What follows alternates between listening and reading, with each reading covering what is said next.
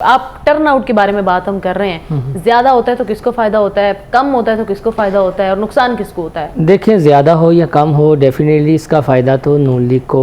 ہونا ہے۔ یعنی کہ آپ کو بھی لگ رہا ہے کہ نون لیگ تھوڑی سی میں ایڈ یہ ہے کروں گا کہ میاں صاحب نے کہا کہ کلین سویپ لاہور میں تو، لیکن 2-3 ایسے حلقے ہیں جہاں پر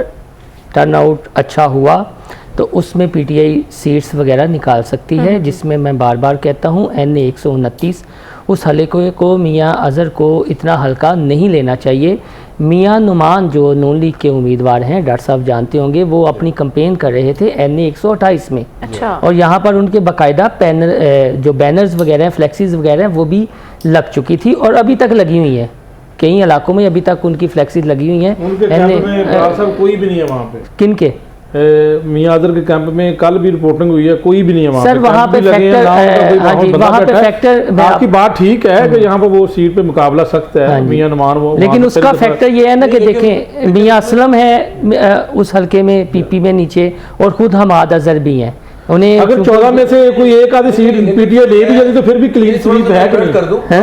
14 میں سے دو یا ایک کرنا اتنا آسان نہیں ہے نا۔ ایک بات آپ کو کریکٹ کر دوں، جی جس حلقے کی آپ بات کر رہے ہیں وہ وہاں میر اشفاق صاحب کا حلقہ تھا، بالکل، تو وہ پچھلی 4 دفعہ کامیاب ہوئے ہیں، تو اس کا مطلب وہ حلقہ نون لیگ کی میجورٹی پر مشتمل ہے، کیونکہ لاسٹ ٹائم بھی وہاں پہ ایم این اے اور ایم پی اے تینوں پی ایم ایل این کے تھے، تو اگر آپ تبدیل کریں گے کینڈیڈیٹ اور وہ سارے اس کو سپورٹ کریں گے تو وہ لیڈنگ پوزیشن نہیں، لیکن وہ اسلام آباد والا ایریا یا جس میں میاں اسلم اقبال ہے، مجھے بتائیں غفار صاحب، میں آپ سے پوچھنا چاہوں گی، انٹرنیٹ سروس جو ہے وہ بند کر دی گئی، موبائل سروس جو ہے بند کر دی گئی، یہ کہہ کے کہ جو ہے وہ کسی نہ قسم کی جو ہے وہ ناگہانی صورتحال جو ہے نہ ہو جائے، ناگزیر ہے اس طرح کے واقعے۔ پشین میں دھماکہ ہوا ہے پاکستان میں، ادھر کیوں مگر بھی ادھر کیوں کر دیا گیا؟ دیکھیں وہ ایک وکیل صاحب نے پوچھا اپنے کلائنٹ سے کہ یہ بتاؤ کہ جج صاحب سے بات ہو گئی جو میں نے کہا تھا ادھر ہوا ہے ان کے گھر، وہ کہتا جی ہوا ہے، ان کے ریڈر سے ہی بات ہو گئی جیسے میں نے کہا تھا، کہتے جی ہو گئی،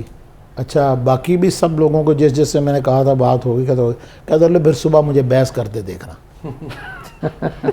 جب ہر چیز پہلے سے ہی پلان ہے تو ہم کون سی بات کر رہے ہیں اور کس غلط فہمی میں؟ یعنی کہ آپ کو یہ لگتا ہے کہ ایوری تھنگ از سکرپٹڈ، ہمارے موقف کی تائید کر رہے ہیں جو تینوں کہہ رہے ہیں، سیٹلڈ،